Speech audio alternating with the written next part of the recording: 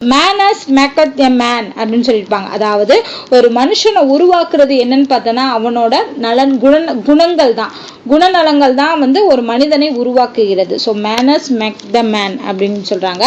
அடுத்து practice makes a man perfect. அப்போ ஒரு மனுஷன் வந்து இப்போ ஒருத்தவங்க ஒரு வேலையில பர்ஃபெக்டா இருக்காங்கன்னா அதுக்கு காரணம் அவங்க நிறைய தடவை அந்த விஷயங்களை பண்ணிக்கிட்டே இருந்திருப்பாங்க. அதனாலதான் அந்த விஷயத்துல அவங்க பர்ஃபெக்டா இருக்காங்க. அதே மாதிரிதான் reading practice makes a man பர்ஃபெக்ட்னு கொடுத்துருக்காங்க, reading makes a man perfect. So இது ரெண்டுமே வரலாம். அடுத்து haste makes waste. Makes waste அப்படிங்கிறது என்ன சொன்னா, நம்ம தமிழ்ல ஒரு பழமொழி இருக்கும், பதறிய காரியம் சிதறும், பதறாத காரியம் சிதறாது அப்படின்னு சொல்லுவாங்களே, அதுதான் பதறிய காரியம் சிதறும். ஸோ ரொம்ப அவசரப்பட்டு பதட்டத்தோட நம்ம ஒரு விஷயம் பண்ணோம்னா அது வந்து சரியாவே முடியாது. அதுதான் இதுக்கு meaning.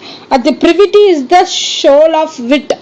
ப்ரிவிட்டி is the soul of விட் அப்படிங்கிறது இதுக்கு வந்து சரியான மீனிங் வந்து எனக்கு கிடைக்கல. ஸோ யாருக்காவது ப்ரிவிட்டி இஸ் த சோல் ஆஃப் விட் அப்படிங்கிற மீனிங் கிடைச்சிச்சு அப்படின்னா கமெண்ட் பண்ணுங்க, ஓகேவா? ஸோ இந்த ப்ராவர்ப் மட்டும் நல்லா ஞாபகம் வச்சுக்கோங்க.